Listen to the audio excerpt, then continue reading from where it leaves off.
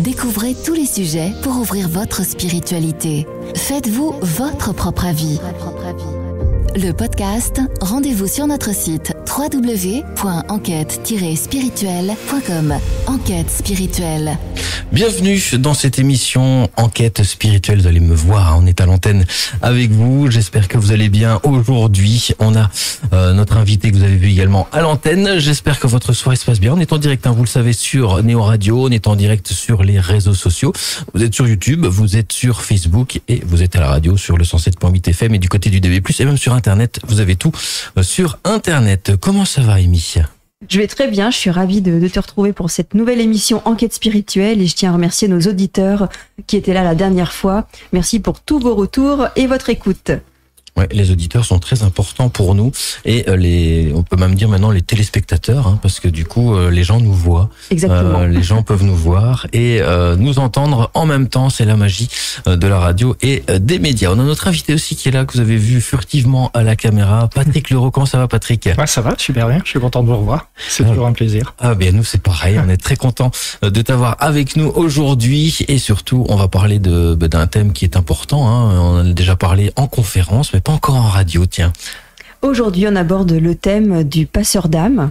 Qu'est-ce que le passeur d'âme ? Donc, Patrick Leroux a écrit un livre d'ailleurs dessus, Les âmes errantes et les passeurs. On va aborder également le thème du karma, du transgénérationnel, avec Stéphane Alez dans sa rubrique tout à l'heure. Ça, ce sera tout à l'heure, bien entendu. On va marquer une toute petite pause. On se retrouve dans moins de 2 minutes 30 même. Et on se retrouve après pour la première partie avec notre invité. Vous restez avec nous. Surtout si vous avez des questions. Les réseaux sociaux, tu peux tout rappeler peut-être, Amy, avant de passer à la suite. Alors, on nous retrouve sur la page Facebook, j'allais dire Néo Radio. Oui, aussi. Ah oui, aussi, Néo Radio officiel. On nous retrouve sur la page Facebook Enquête spirituelle. Donc, vous retrouvez le live et vous posez vos questions en dessous. Et également, la chaîne YouTube Enquête spirituelle. Voilà, donc on se retrouve dans quelques instants. Vous restez avec nous, bien entendu. Et on est de retour dans cette émission Enquête spirituelle. J'espère que vous allez bien toujours ce soir. Donc vous pouvez poser vos questions à notre invité ce soir qui est Patrick Leroux, que vous voyez à l'image maintenant. Et on va parler ce soir donc des passeurs d'âme. On parlera aussi de son livre qu'il a sorti. Je suis dedans. Pour info, à la fin. Comme ça, vous savez tout. Amy. On fait déjà un petit coucou à Geneviève, Isaline, Laurence et Marilyn qui nous suivent sur le live Facebook. Merci à vous. Ouais, merci d'être là avec nous aujourd'hui dans cette émission Enquête spirituelle. Alors, avant d'entrer dans le vif du sujet du passeur d'âme, Patrick, on aimerait savoir ton parcours. Est-ce qu'il y a eu un déclic particulier pour t'ouvrir à la spiritualité ? Qu'est-ce qui a fait que tu es devenu passeur d'âme ? Raconte-nous tout. Alors, contrairement à certaines personnes, il n'y a pas eu de déclic à proprement parler, c'est venu progressivement. C'est-à-dire que si je remonte dans mon adolescence et dans mon enfance, tout ce qui était spiritualité, tout ce qui était psychologie, parapsychologie, etc., c'est un truc, moi j'étais assez rébarbatif. Et puis, et même très cartésien, d'ailleurs je suis encore très cartésien maintenant. D'accord. Mais j'ai ajouté d'autres touches, quoi, voilà. Mais donc, en fait, c'est un peu un développement professionnel qui m'a amené à ça. C'est-à-dire que dans ma profession, j'ai coaché des gens. Et puis j'ai eu envie d'aller plus loin, j'ai eu envie d'en faire quelque chose, donc j'ai appris à coacher en développement personnel.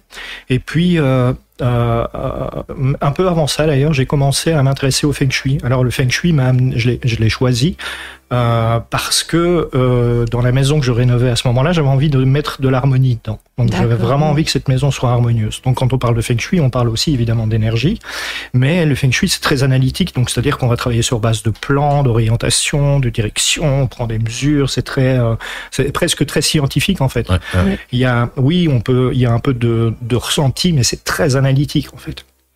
Et puis après ça en fait, je me souviens avoir reçu un soin Reiki.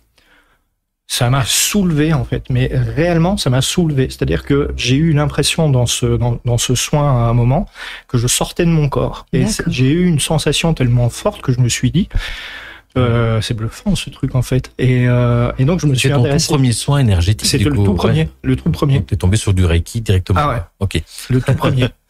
Et je me suis dit, c'est intéressant ce truc en fait. Et puis, comme moi je suis très curieux et que j'adore apprendre, j'ai cherché quelqu'un qui pouvait me former en Reiki et j'ai commencé. Et puis, petit à petit, j'ai commencé le Reiki, j'ai commencé des soins qui s'appellent Isis, Pharaon, Lao Chi. Enfin, j'ai un peu cumulé différents trucs. Et puis, au fur et à mesure de l'expérience, je me suis rendu compte que finalement, tout tourne autour de la même chose. Et donc, on est plus dans une dynamique d'énergie, de volonté, d'envie de bien faire, etc. Et que finalement, quelle que soit la méthodologie, ce n'est jamais qu'une manière de travailler et que le reste est un peu intuitif derrière.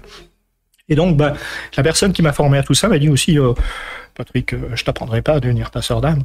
Je dis, pourquoi ça s'apprend en fait.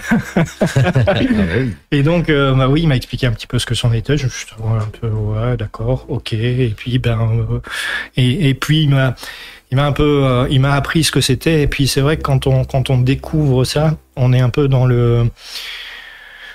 c'est toujours initiatique en fait. Ça veut dire que on apprend réellement sur le terrain. Donc c'est quand on le fait, plus on expérimente, qu'on se rend compte que là on apprend. Mais c'est vraiment l'expérience qui fait que qu'on devient maître dans les soins énergétiques, qu'on devient maître. Et quand je dis maître, c'est pas, on commence à maîtriser quoi. Oui. On maîtrise l'outil, on maîtrise la technique, on maîtrise la sensibilité, et c'est la même chose avec le rôle de passeur d'âme. Donc voilà, pour répondre brièvement à la question, ça m'est pas tombé dessus, c'est venu vraiment progressivement. D'accord. Et donc, tu dis que tu es ouvert à la spiritualité finalement depuis toujours.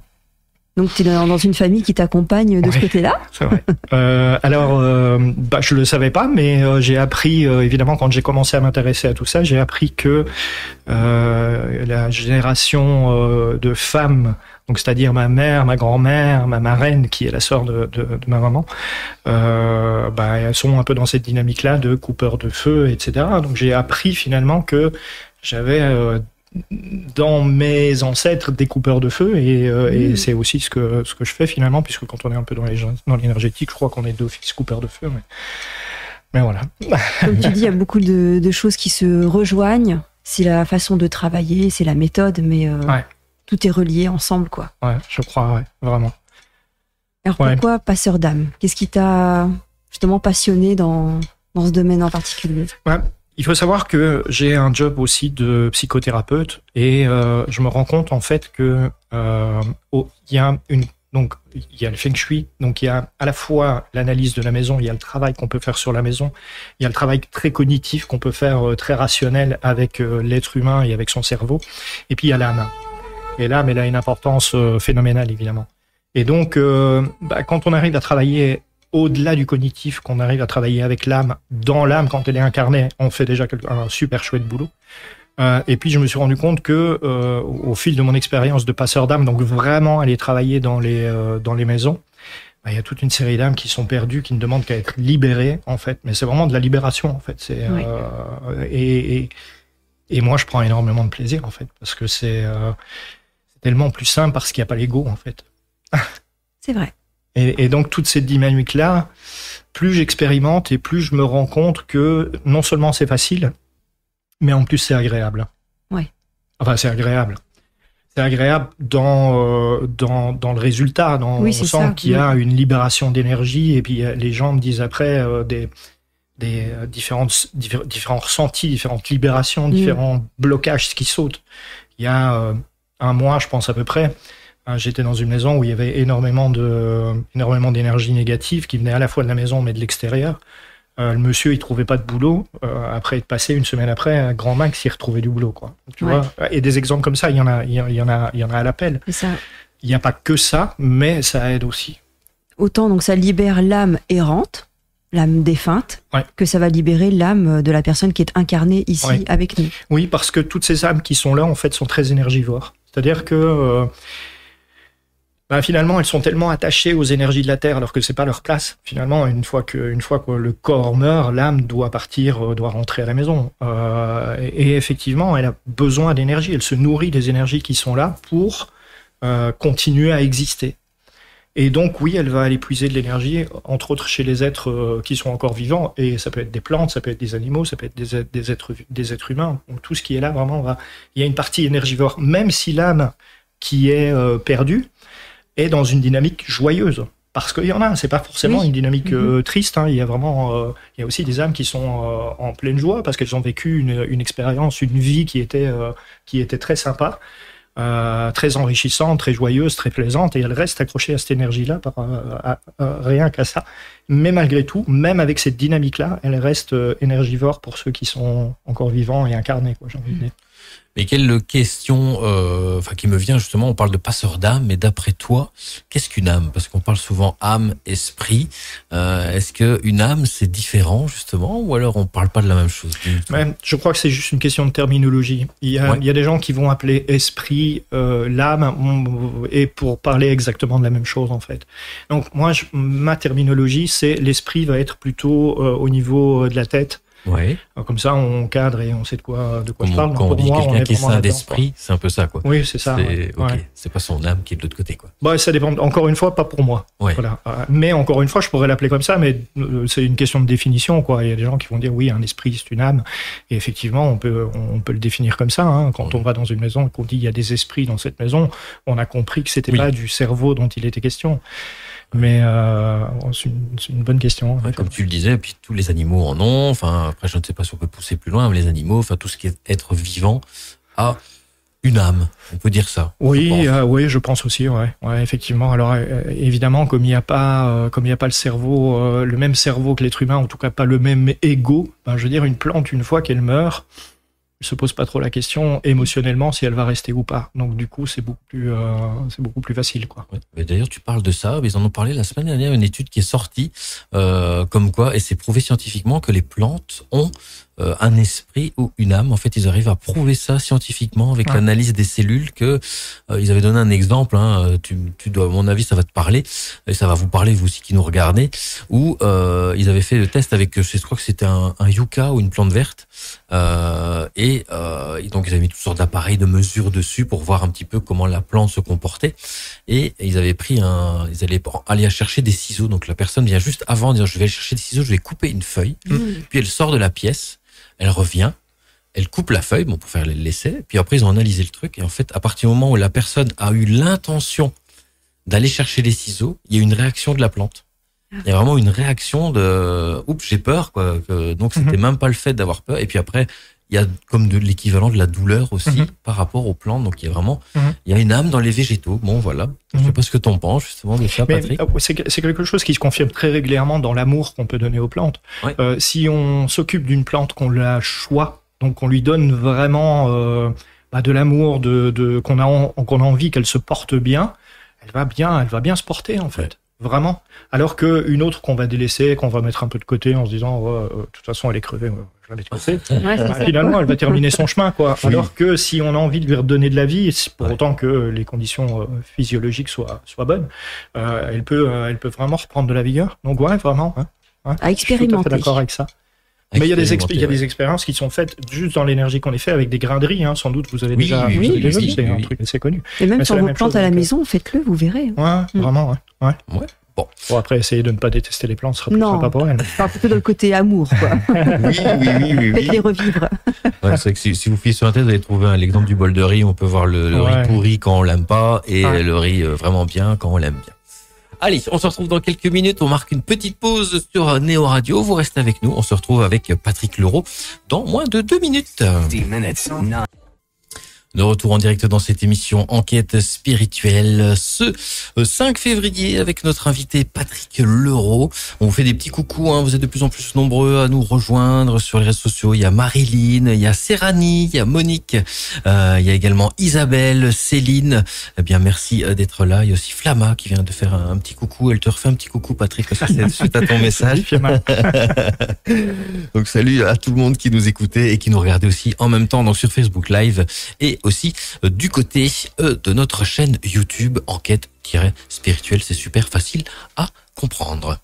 Alors tout à l'heure on parlait d'âmes errantes. Autant elles peuvent être présentes autour de nous en positif qu'en négatif, mais pourquoi une âme erre ?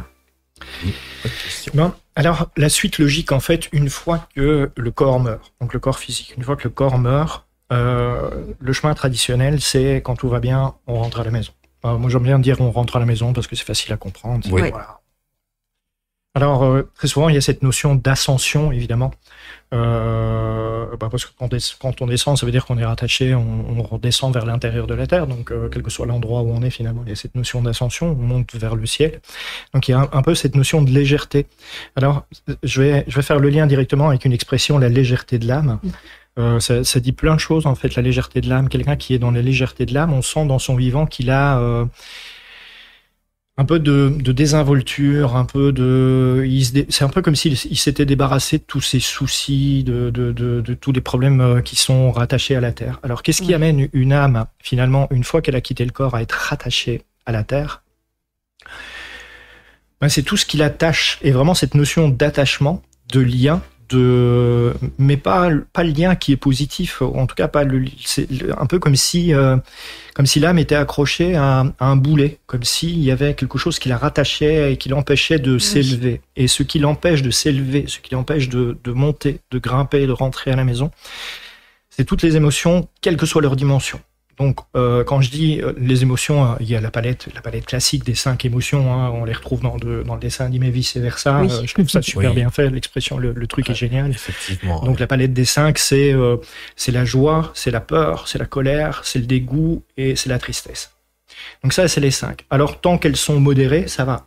Puis, quand elles prennent énormément d'ampleur, finalement, c'est un peu comme si l'âme se chargeait de toutes ces émotions-là. Donc l'âme va avoir, dans le vivant, dans le moment vivant du corps, elle va avoir de l'influence pour autant qu'on lui permette d'avoir de l'influence sur le corps et sur l'esprit. Donc on en parlait juste avant, l'esprit pour moi c'est ce qui se passe dans la tête. Ce que tu veux dire par pour autant qu'on lui permette de le faire? Parce que ça veut dire que si intellectuellement on se dit ça n'existe pas, je suis tellement cartésien que je veux pas croire à ça, l'âme n'a pas sa place finalement. Okay. Donc moi j'aime bien donner, je compare souvent l'âme à une flamme. Donc c'est un peu comme si on avait une petite flamme à l'intérieur de nous, et si on l'alimente, on lui laisse de la place. Si on ne lui laisse pas la place, c'est un peu comme si on mettait du brouillard autour et qu'on ne la nourrissait pas, qu'on baissait un peu l'intensité qu'on peut donner à cette flamme-là. Donc elle ne s'éteint pas. Elle reste même après la mort, elle reste vivante, elle reste là. Mais plus elle a de l'intensité, plus on la nourrit, plus on lui donne de la force, et plus elle va prendre de l'ampleur du moment du vivant et aussi après la mort. Et donc plus elle a de force, plus elle est nourrie, et plus elle est libre aussi après.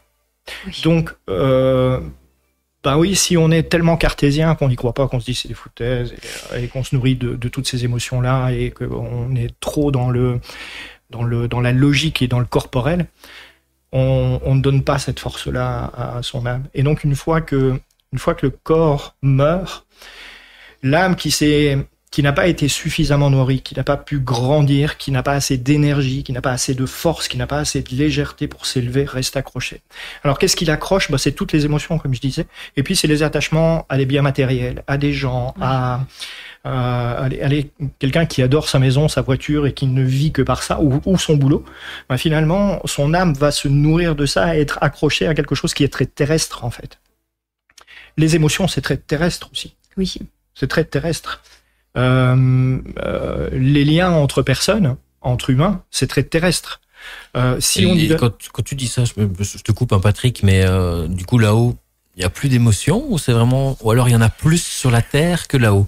Disons que c'est pas la même chose. Il faut partir du principe que une âme, tant qu'elle n'est pas incarnée, sa connaissance n'est que conceptuelle. Et donc finalement, venir s'incarner, c'est se donner la possibilité de matérialiser et de comprendre quelque chose qui est conceptuel. Ouais. Prenons l'exemple d'un enfant, d'un bébé. On lui parle d'amour jusqu'à 2 ans, 3 ans, et lui dire « Ok, je ressens bien ce que c'est de l'amour, mais qu'est-ce que c'est à proprement parler ?» Et plus il grandit, plus il va pouvoir matérialiser, comprendre, intellectualiser cette partie-là. Prends ça comme un exemple et considère que c'est un peu la même chose pour l'âme. Elle a une idée, un concept de ce que peut être l'amour, la colère, la violence, toutes ces choses qu'on connaît sur Terre, et vient un peu comprendre ce que c'est en fait. Comprendre de manière concrète. Ouais. Passer du concept à un autre niveau plus concret. Émilie ? Oui, et donc toutes ces âmes errantes, comment on peut les ressentir ? Il y a des tas de gens qui ne les ressentent pas à proprement parler, ou en tout cas qui ne savent pas que c'est ça. C'est-à-dire que parfois, quand on est dans une maison, quand on est à l'extérieur, bref, quel que soit l'endroit où on peut se sentir bien ou pas se sentir bien. Comme je disais, toutes les âmes qui sont perdues, qui restent accrochées là, sont énergivores. Ça veut dire que plus elles sont présentes dans le temps, et plus elles vont épuiser un peu. Elles vont fatiguer, elles vont prendre de l'énergie vitale, pas jusqu'à tuer. Hein, je veux dire, c'est pas le but, c'est pas comme ça que ça se passe. Mais épuiser un peu. Ouais. Alors plus l'énergie est négative, c'est-à-dire qu'elle est orientée vers des émotions comme la colère, comme la tristesse, et plus ces émotions, plus cette énergie sont puissantes, et plus c'est énergivore. Je veux dire, quand il y a une âme qui est là et qui est dans la joie, elle va être énergivore, mais beaucoup moins qu'une qui a été dans la colère, dans la frustration et toutes ces énergies-là. Donc, on ne le ressent pas de la même manière. Alors, comment on les ressent ? Soit c'est kinesthésique, donc on ressent à travers son corps qu'il y a quelque chose qui est présent, une présence, quoi. Des gens qui disent ça, on ressent une présence. Ouais. Et puis, parfois, il y a des manifestations qu'on appellera paranormales, c'est-à-dire qu'il y a des télévisions qui vont s'allumer, une lampe qui va s'éteindre, des trucs comme ça. Finalement, toutes ces manifestations ne sont que l'envie de l'âme qui est là de dire « Oh, coucou, je suis là et a priori, je devrais pas être là ». Ouais. J'ai besoin de faire quelque chose, aidez-moi, quoi. Du film Ghost, quoi. Quand il essaie d'entrer en contact, c'est un petit peu ça, quoi. Il fait tout ce qu'il peut pour le faire, quoi. Ouais, c'est une belle manière de l'imager, en tout cas. Et quand on les ressent, donc pour ceux qui veulent, entre guillemets, devenir passeurs d'âme ou qui ont justement des entités, on peut appeler ça aussi des entités chez eux, souvent, qu'est-ce qu'on fait ? Est-ce qu'on reste tout bêtement... moi, c'est un petit peu une théorie que j'applique, on va dire. Moi, j'ai la possibilité de les ressentir, donc forcément, c'est différent. Mais ils sont pas toujours là pour nous embêter non plus. Donc, qu'est-ce qu'il faut faire ? Quel est le meilleur comportement à porter, même si on n'est pas trop ouvert, mais qu'on l'est un petit peu ? Et c'est là que c'est intéressant de faire la distinction entre les âmes qui sont libres et celles qui ne le sont pas. Donc, quand le sujet ici, c'est finalement de parler de ces âmes qui ne sont pas libres. Les âmes, elles peuvent venir, redescendre, monter, etc. Pour autant qu'elles ne soient pas montées dans un niveau trop élevé, trop détaché de la terre. C'est-à-dire que, je veux dire, quelque part, une fois que l'âme meurt, elle monte un peu par échelon, quoi. Donc, et plus elle s'éloigne, et moins elle a la possibilité de venir. C'est d'ailleurs quelque chose que tu expliques très bien dans un des passages de mon livre. Et donc, effectivement, il y a cet échelonnement. Mais donc, tant qu'elle n'est pas libre, tant qu'elle est accrochée, c'est intéressant de faire quelque chose, de faire soi-même quelque chose, d'essayer de faire quelque chose soi-même, ou de demander à quelqu'un qui sait le faire de le faire. Voilà. Pourquoi ? Parce que c'est de lui donner la possibilité de rentrer à la maison, quoi. C'est lui donner la liberté d'aller, quoi. Il y a une question justement d'Isaline sur Facebook qui nous dit elle ressent des frissons. Elle dit que faire quand on a les frissons ? Est-ce que c'est vraiment déjà une âme ? Parce qu'on peut juste... Moi, je suis quelqu'un de très terre à terre aussi, hein. Voilà, on a des frissons, ça peut être juste qu'on a froid. À ce moment-là, je te dirais, Isaline, tu prends un plaid. Voilà. Je dirais exactement la même chose. Toi, si t'as froid, couvre-toi, tu vas voir, les frissons vont disparaître. Mais à partir du moment, je crois qu'on se connaît bien aussi. On sait quand c'est un frisson de froid ou quand c'est autre chose. Quand on a un frisson. J'aime bien faire le rapport aussi à d'abord chercher la chose logique aussi. Avant de partir dans le paranormal. Moi aussi, vraiment. Donc, qu'est-ce qu'on fait quand on a des frissons ? On essaye un peu de s'écouter encore plus et de se dire, tiens, est-ce que c'est dérangeant ou est-ce que finalement, quand on a des frissons, ça veut dire qu'on a déjà cette sensibilité-là. Donc, si on a cette sensibilité-là, on peut la pousser un cran au-dessus, quoi. En se disant, OK, est-ce que c'est désagréable ? Est-ce que cette présence que je ressens me paraît plus nocive ou plus comment je vais dire, agressive, ou bien finalement elle est là et c'est pas dérangeant, quoi. Et puis une fois qu'on a identifié ça, on va aller on va plutôt dire OK, elle est là. La plupart des gens, il faut se dire ça me dérange pas, donc elle reste, quoi. Et puis il y a ceux qui vont dire c'est vraiment dérangeant. Moi, ça me crée des problèmes au niveau du boulot, comme on disait tout à l'heure, au niveau de ma santé, au niveau des relations aussi, au niveau de mon humeur aussi. Et donc, il faudrait bien que ça change. Donc, si on se sent capable de le faire soi-même, autant le faire soi-même. Je veux dire, pourquoi pas. Et puis, si on se sent pas capable, on fait appel à quelqu'un qui sait le faire. Ouais. On parlera justement tout à l'heure de comment faire, comment tu travailles aussi au niveau du passeur d'âme, ce qu'il y a lieu de faire, de pas faire, comment se comporter, et justement, tu l'as dit, de ressentir si c'est une mauvaise entité, une mauvaise âme, ou quelqu'un de plus sympa. Mais ça revient aussi à l'humain aussi. On a aussi des personnes humaines en face de nous qui vont le sentir avec les auras, je dirais peut-être un petit peu plus.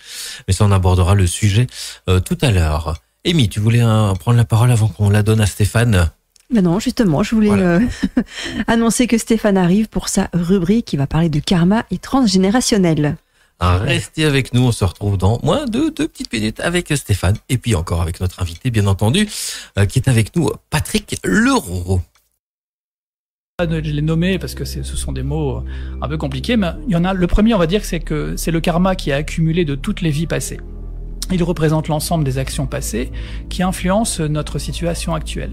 Le second, eh bien, c'est la partie du karma qui est en train de se manifester dans notre vie actuelle. C'est-à-dire, il s'agit des conséquences des actions passées qui sont en cours de réalisation. Le troisième, eh bien, ce sont les actions que nous entreprenons dans le présent qui vont façonner justement notre futur. Alors, si on parle de karma et de réincarnation, dans les traditions qui croient en la réincarnation, eh bien le karma il va jouer effectivement un rôle crucial, c'est-à-dire que les actions d'une vie vont déterminer les circonstances de la prochaine vie. Ça va encourager une prise de conscience éthique et morale dans nos actions quotidiennes. Pour libérer le karma, parce que ça on en parle beaucoup, il y a certaines philosophies comme le bouddhisme qui enseignent qu'on peut se libérer du cycle du karma en atteignant ce qu'on appelle l'illumination. Ça implique de comprendre la nature de la souffrance et de pratiquer aussi la compassion. Maintenant, le transgénérationnel. Quant à lui, c'est un concept, comme je vous l'ai dit, qui a gagné en popularité dans le domaine de la psychologie. Moi, par exemple, dans mes cabinets, je suis vraiment habitué à traiter ça très souvent en matière de transgénérationnel, parce que je me rends compte finalement que il y a beaucoup de choses qui se transmettent par les grands-parents, par les parents, voire plusieurs générations en arrière. Donc la transmission notamment des traumatismes, eh bien les traumatismes qui sont vécus par une génération, il faut savoir que ça peut affecter les générations suivantes. Par exemple, un parent qui a vécu une guerre ou un traumatisme, eh bien il peut transmettre des comportements anxieux ou des croyances qu'on appelle croyances limitantes à ses enfants. Des schémas comportementaux, eh bien les familles, elles peuvent développer des schémas de comportement qui se répètent. Par exemple, des problèmes relationnels, des addictions, des difficultés financières qui peuvent se transmettre de génération en génération. La thérapie justement transgénérationnelle dont je vous parlais, eh bien certaines approches thérapeutiques comme je le disais, la thérapie familiale systémique, eh bien ça se concentre sur l'exploration des dynamiques familiales et des héritages émotionnels. En gros, ça peut aider les individus à prendre conscience de ces schémas et à travailler pour les changer. Pour terminer, le lien entre le karma et le transgénérationnel, donc je l'ai dit, les cycles de comportement. Donc les actions d'une génération peuvent créer des cycles qui se perpétuent. Par exemple, si une génération adopte des comportements négatifs en raison de traumatismes non résolus, eh bien tout ça, ça peut influencer les choix, les comportements de la génération suivante. Ça, c'est clair. Maintenant, la responsabilité collective. Le concept de karma peut être également élargi pour inclure une responsabilité collective. Donc dans ce cas-là, les actions d'une communauté ou d'une culture peuvent avoir des répercussions sur les générations futures, en créant un héritage de valeurs, de croyances et de comportements. La guérison et la transformation, en prenant conscience finalement de ces dynamiques, eh bien, les individus peuvent travailler à la guérison des blessures transgénérationnelles. Et ça peut impliquer de faire face à des traumatismes familiaux, de changer des schémas de comportement ou de cultiver des valeurs positives qui bénéficieront aux générations futures. Et pour terminer, donc, en somme, finalement, le karma et le transgénérationnel, eh bien, sont des concepts interconnectés qui nous invitent à réfléchir sur nos actions, nos héritages et notre capacité à changer le cours de notre vie et celle de nos descendants. Voilà ce que je voulais vous dire aujourd'hui. Merci Stéphane pour cette rubrique, pour ta rubrique dans notre émission. On a parlé de karma et transgénérationnel. Qu'est-ce que tu en penses, Patrick ? On se rend compte en fait qu'en fonction des régions du monde, on a, en fonction des cultures, on a une dynamique plutôt qu'une autre. Alors il y a le karma dans un endroit, il y a le transgénérationnel de l'autre.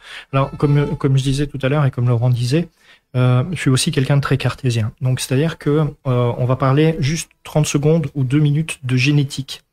Donc la génétique, en fait, qu'est-ce que c'est ? C'est à quel point on a dans notre corps est influencé. Donc à quel point on intègre dans notre corps, finalement, un mode de fonctionnement. Alors pourquoi je parle de génétique ? Parce que finalement, on dit la génétique, c'est comment est-ce qu'on transfère finalement d'une génération à une autre un comportement ou une maladie ou d'autres choses de cet ordre-là. Donc, comment est-ce qu'à travers le corps des parents vers les enfants, on transfère quelque chose ? Alors, la génétique, elle est modifiable. Aujourd'hui, en fait, il y a toute une série d'approches, dont l'hypnose notamment, qui parle de modifier l'ADN. Donc l'hypnose et plein d'autres approches, hein, mais qui amène à modifier la génétique, à modifier l'ADN. Alors ce n'est pas obligé de le faire juste de manière scientifique. Si on part du principe que le corps, l'âme et l'esprit interagissent, donc l'esprit au niveau de la tête, finalement chacun influence l'autre. Et donc si l'esprit et l'âme influence le corps, on peut aussi influencer la génétique. Alors pourquoi je parle de génétique et de ce transfert-là? C'est pour répondre par rapport à ce que Stéphane disait, finalement le transgénérationnel, le karma. Finalement, on hérite du comportement de ses parents, de ses grands-parents, parce qu'ils sont tout proches finalement. Donc à la fois à travers la transmission du corps, on hérite de ces comportements-là et on en hérite directement via nos parents, nos grands-parents, mais beaucoup moins via les arrière-grands-parents, etc. Pourquoi? Parce que il y a non plus cette forme de mimétisme du comportement des générations passées. Je crois pas que je ressemble à mes ancêtres d'il y a 10 générations, quoi. Ni dans le comportement, ni dans le côté physique. Donc plus on s'éloigne de ça et plus on s'éloigne de cette génération. Donc tout ça est un peu lié à la fois le corps et ce que Stéphane disait, donc à travers le transgénérationnel. Donc ça peut s'expliquer aussi de manière cartésienne et aussi pour parler de l'âme. L'âme ne choisit pas sa famille par hasard. Donc ça veut dire qu'elle va arriver dans un endroit plutôt que dans un autre, juste pour apprendre quelque chose et pour aller dans cette direction-là plutôt que exactement. Moi je dis toujours que dans l'ADN, dans notre famille, on récupère souvent des traits de caractère, les traits physiques, c'est vrai, tu ressembles à ta grand-mère ou à ta grand-tante, mais il y a aussi les traits émotionnels. Et ceux-là, on ne les voit pas, on les découvre au fil du temps. Tout à fait. Et oui, il faut s'en libérer aussi, je pense. Tout à fait. Et il ne faut pas considérer que c'est figé et qu'on ne peut rien en faire. Bien au contraire, on peut modifier ça. Ça, je suis d'accord aussi. Par choix. La personnalité, elle n'est pas figée. Je veux dire, en fonction des choix qu'on fait, en fonction des objectifs de vie qu'on se fixe, on va dans une direction plutôt qu'une autre. Donc la personnalité, c'est pas parce qu'à 15 ans, à 20 ans, on a un type de personnalité que c'est figé pour le restant de sa vie. On peut très bien évoluer vers quelque chose de sympa ou de moins sympa en fonction des choix qu'on fait. Exactement. C'est toujours l'évolution. Ouais. L'évolution de l'âme. Ouais. Et donc là-dessus, une des questions que tu te posais tout à l'heure, c'est finalement comment est-ce qu'on fait pour alléger l'âme dans cette vie-ci, en fonction des choix qu'on fait finalement, en fonction de la vie qu'on a envie de mener, en fonction de la direction qu'on a envie de prendre.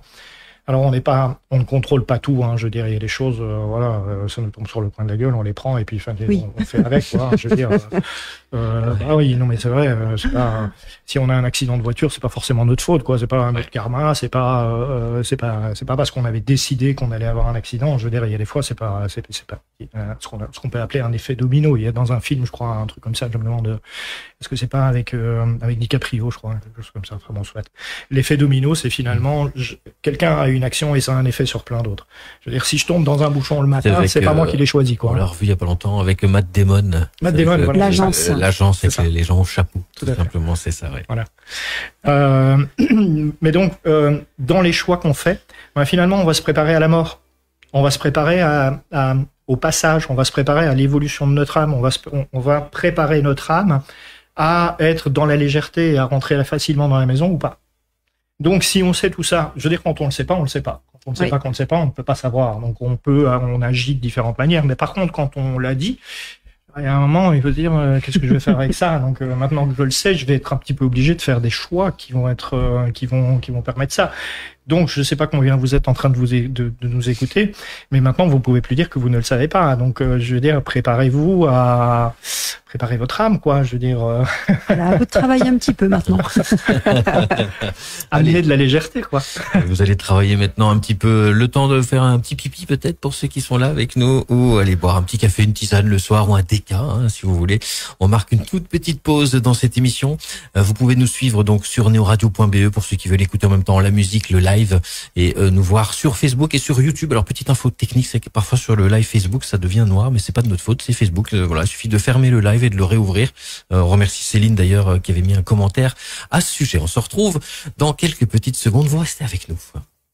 De retour en direct dans cette émission Enquête spirituelle. On est en direct sur Facebook Live. Vous nous voyez. On est en direct à la radio aussi sur neoradio.be et sur YouTube également sur notre chaîne YouTube. Alors, on va continuer sur notre Thème d'aujourd'hui avec Patrick Leroux, les passeurs d'âme. On parlait tout à l'heure, donc quand il y a une âme errante, par exemple chez nous, on peut se sentir donc dérangé, on peut ressentir beaucoup de fatigue, comme l'explique d'ailleurs Isaline en témoignage donc sur le live Facebook, trop de fatigue, peut-être même des maladies qui se déclenchent, un mauvais sommeil. Dans ce cas-là, qu'est-ce qu'on fait? Essayez en fait vous-même de par l'intention. Alors l'intention, il y a l'intention à la fois l'intention cérébrale, c'est-à-dire qu'il y a plein de choses qu'on veut dans sa tête et puis finalement au fond de soi on dit bon, ok. Donc à la fois associer l'intention cérébrale, l'intention qu'on a dans la pensée et l'intention du cœur. Plus on va émettre du cœur et plus ce sera facile. Donc quelque part, mettez l'intention, pensez que s'il y a une présence qui est là, elle n'est pas libre. Et donc dites-vous les mots qui vous passent par la tête, mais qui sont les plus sincères, les plus spontanés, les plus. Il y a vraiment une question de sincérité derrière. D'accord. Et plus on y met de l'amour et plus on y est, plus on est dans le bon. Donc si vous ressentez ce genre de présence et que vous dites bah tiens j'essaierai bien par moi-même, allez-y en fait. Dites-vous ok finalement je comprends pourquoi tu es là, parce que c'est un peu cette dynamique-là. Il faut se mettre un peu dans la peau de l'autre. Dans la peau de l'âme, je comprends pourquoi tu es là, même si tout n'est pas forcément clair pour moi parce que c'est pas mon domaine de compétence à proprement parler, mais je peux imaginer pourquoi tu es là. Et finalement, ta place, elle est pas là. Donc ta place, c'est rentre à la maison. Et donc quelque part, j'ai envie de te libérer, j'ai envie de faire quelque chose pour toi, j'ai envie que tu te sentes plus, que tu te sentes mieux, que tu sois plus à ta place. Et donc, si je peux t'aider d'une manière ou d'une autre, s'il te plaît, viens. En fait, je t'ouvre la porte.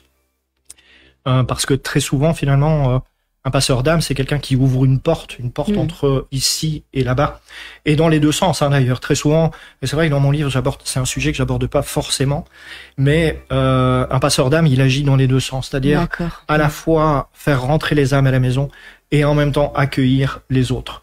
Et quand je dis les âmes, ça peut être une âme qui vient juste. Je vais prendre un petit exemple comme ça très concret, mais il y a parfois des femmes qui viennent chez moi et qui ont du mal d'avoir un enfant. Et ben finalement, le rôle du passeur d'âme, c'est aussi d'aider à ça. Ça règle pas tout, je veux dire, parfois il n'y a pas de solution, concrètement il y en a pas. Mais il y a aussi des cas où effectivement ça facilite l'enfantement justement parce que la porte s'ouvre dans les deux sens. Mais donc pour revenir sur ce que je disais, si ça arrive chez vous, mettez cette intention-là.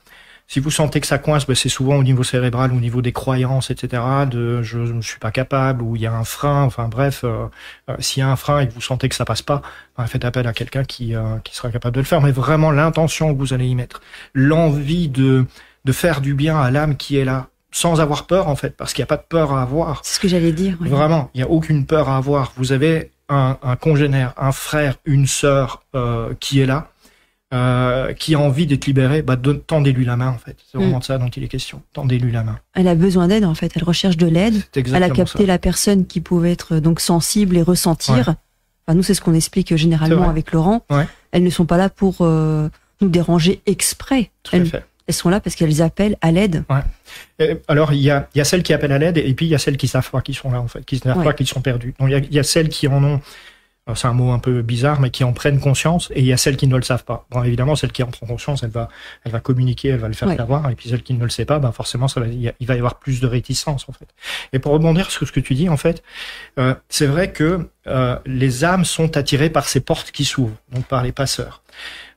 Très souvent, et de plus en plus souvent, dans les maisons dans lesquelles je vais, il y a des âmes qui viennent de l'extérieur. Vraiment. Il y a notamment une maison comme ça, il y a quelques mois, je vais dans la maison et il y en avait 2-3 comme ça à gauche à droite, je sais plus combien exactement.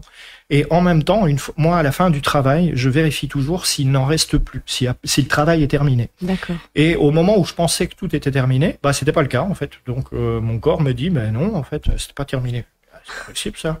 Et donc je suis un peu mon guide, mon intuition, enfin mon feeling, et je vais plus du côté du garage. Et là, je me rends compte en fait que il y a des âmes dans la voiture de la dame. Ah oui. Donc ce sont des âmes qui ont utilisé le véhicule comme véhicule, comme moyen de transport, parce qu'elles savaient quelque part que j'allais travailler sur la maison. Elles se sont dit allez, on y va. Oui, c'est ça. Il y a une porte qui s'ouvre, on y va. C'est fort. Ouais. Donc voilà, n'ayez pas peur. Moi, c'est ce que je retiens, ne pas être dans la peur, mais dans l'amour, dans l'entraide. Ouais. dans l'envie de faire, dans l'envie d'aider en fait, vraiment. Exactement. Et si vous êtes dans la peur, faites appel à quelqu'un qui s'y connaît, comme toi. De toute façon, vous vous rendrez vite compte si ça passe ou si ça passe pas. Oui. On sent tout de suite l'énergie qui change en fait derrière, vraiment. On va parler aussi du livre de Patrick, que Patrick a écrit. On va vous l'afficher juste après à l'écran, mais mis là d'ailleurs. Voilà, vous allez le voir directement. Le livre Les âmes errantes et les passeurs, parce qu'il y a les deux, on vient d'en parler. Un très très beau livre qui parle d'un petit peu de tout. C'est que tu parles aussi des religions dedans, un petit peu, enfin tout ce qui se passe un petit peu dans chaque pas croyance, mais vraiment il y a de tout dedans, avec des belles pages. Amy fait vraiment la belle promo. On est sur M6 Critique là. Ouais, c'est ça. Alors, fais-nous un petit résumé, le petit pitch de ton livre là pour ceux qui veulent l'acheter. Je l'ai fait en deux parties, c'est-à-dire que la première effectivement elle est très très culturelle, c'est-à-dire que c'est finalement qu'est-ce qui à travers le monde, à travers les religions, à travers les cultures, à travers l'histoire. On se rend compte en fait que l'histoire, les passeurs d'âmes ont toujours existé, on se rend compte que les âmes, on y a toujours cru en fait, mais partout dans le monde, à travers la culture, à travers les religions, à travers l'histoire, les âmes ont toujours eu leur place en fait. Donc l'être humain a toujours eu conscience de quelque chose d'extérieur au corps et à l'esprit. Donc ça c'est un peu la première partie, c'est un peu c'est très très terre à terre. Mais en même temps, je trouve que ça valait la peine de recadrer un peu, puisque encore une fois, je suis quelqu'un de très cartésien. Ça permet de se le rappeler aussi. Ça fait. Non, vraiment. Donc c'est pas quelque chose de nouveau, alors que on sent qu'il y a un engouement plus grand là aujourd'hui. C'est quelque chose qui a toujours existé. Ça vaut la peine aussi de remettre un peu les choses à leur place dans un côté très très logique et très cartésien. Et puis la deuxième, il y a toute une série d'expériences. Toute une série d'expériences personnelles, et puis avec des gens que j'ai rencontrés. Il y a aussi une discussion que j'ai eue avec Laurent, que je trouvais très intéressante justement sur le sujet. Donc Laurent apporte sa touche de connaissance par rapport à ça, à la médiumnité. On a inversé les rôles. C'est toi qui m'as interviewé là, cette fois. Oui, c'est vrai. Voilà. Et donc voilà, il y a tout ce mélange là qui est là. Bon, finalement en fait, j'ai écrit ce livre parce que je me rends compte qu'il y a beaucoup d'ignorance, beaucoup de peur, beaucoup de craintes qui sont liées justement à ce manque de savoir. Et donc quelque part, juste à travers les formations, je touche pas suffisamment de gens pour démystifier cette partie-là. Et donc un bouquin, c'est une bonne manière on est chez soi, on le lit à son rythme, et ça démystifie, ça explique, ça clarifie. Ça apporte des réponses à des points d'interrogation. Et donc c'est vraiment la raison pour laquelle j'ai eu envie de l'écrire. Est-ce que tu donnes des pistes, j'imagine, pour comment passer les âmes, un petit peu plus que tu as donné pendant cette émission? Oui, il y a quelques trucs supplémentaires, évidemment. Ouais. Après, encore une fois, c'est pas en lisant le bouquin qu'on va devenir passeur comme ça. Il y a tellement c'est pas un mode d'emploi. Voilà. Non, pas du tout. C'est pas du tout un mode d'emploi. Mais effectivement, il y a des pistes de développement et d'utilisation, et notamment l'utilisation du pendule. Il y a toute une série d'infos sur la nourriture, sur l'énergie de la terre. Enfin, on est vraiment. J'ai essayé vraiment d'être très très à la fois très large et très précis. Donc voilà, c'est à la fois global et précis. Et où on peut se le procurer, Amy? C'est Spinel. Oui, édition Spinel, tout à fait. Alors oui, il est aux éditions Spinel. Vous pouvez le commander directement à la maison d'édition. Et puis vous pouvez le trouver maintenant plus facilement. Il y a eu un couac effectivement avec les librairies pendant un temps, mais maintenant il est beaucoup plus facilement accessible dans les librairies. Mais si vous le commandez aux éditions, vous l'avez sans frais, ils vous l'envoient, et dans la semaine vous l'avez quoi. Donc voilà. Et puis si vous avez envie que je le signe, très très régulièrement à gauche à droite, il y a des gens qui me disent tu viendrais pas me le signer, puis on se rencontre à différents endroits, et puis voilà. Génial. Eh bien, merci. On arrive à la fin de cette émission. Tu avais encore une question, peut-être, Amy? Non, c'était plutôt rebondir sur le côté peur, amour, et surtout alléger son âme maintenant, sur Terre, maintenant qu'on en a conscience, pour s'alléger, pour notre passage, et puis peut-être les vies futures. Pour arriver peut-être avec une valise vide, là-haut. C'est ça. Plus légère. Apporter de la joie, ramener vraiment de la joie dans vos vies, ça va faire énormément de différence. Et du bonheur, et plein de positifs. Ouais, s'entourer des bonnes personnes. Et des bisous. Voilà. On envoie de l'amour à tout le monde, là, ça c'est bien. Merci à notre invité ce soir, Patrick Leroux. Vous pourrez réécouter toute cette émission et la revoir en podcast sur notre site, directement enquête-spirituelle.com au pluriel, notre chaîne YouTube également, et sur Facebook. Tout à fait. Eh bien voilà, on vous dit à bientôt. On vous dit dans 2 semaines, en tout cas pour la prochaine émission. C'est quoi le thème? Je sais plus. Du coup, j'ai plus en face des yeux. Alors, on parlera du 6e sens, d'intuition, de ressenti. Tu connais bien ça. Exactement. Super. On se donne rendez-vous également ce week-end à Flénu sur le salon ésotérique bien-être et de la voyance. Donc à Flénu les 8 et 9 février. Donc on va représenter l'association Enquête Spirituelle. On donnera, Laurent et moi-même, des consultations en guidance. Je donnerai une conférence le samedi à 16h sur À l'écoute de son 6e sens. Et tu donneras également une conférence le dimanche à 16h. Oui, tout à fait. Et notre prochaine conférence à Leuze, au cinéma Novelty, ce sera le 16 février, en présence de Jean-Pierre Girard. Oui, qu'on vous invite à vraiment venir voir. Si vous ne connaissez pas encore Jean-Pierre, c'est un phénomène au sens propre comme au figuré. Oui. Il vous expliquera un petit peu. C'est sur la survie de l'esprit. Moi, La science dit oui. Donc lui donne élément les preuves scientifiques de ce qui se passe et de ce qu'on peut trouver. Mais il abordera certainement encore plein de choses parce qu'il aime bien les anecdotes. Notre Jean-Pierre qui fera d'ailleurs aussi un stage fin avril. Vous pouvez vous inscrire aussi sur le site de l'association. Eh bien, merci Patrick. Merci à vous. Merci beaucoup. À vous tous qui écoutez aussi. C'était très très chouette. Et on vous donne rendez-vous, bien entendu, dans 2 semaines pour la nouvelle émission radio. Bye bye. Bonne soirée. Bonne soirée.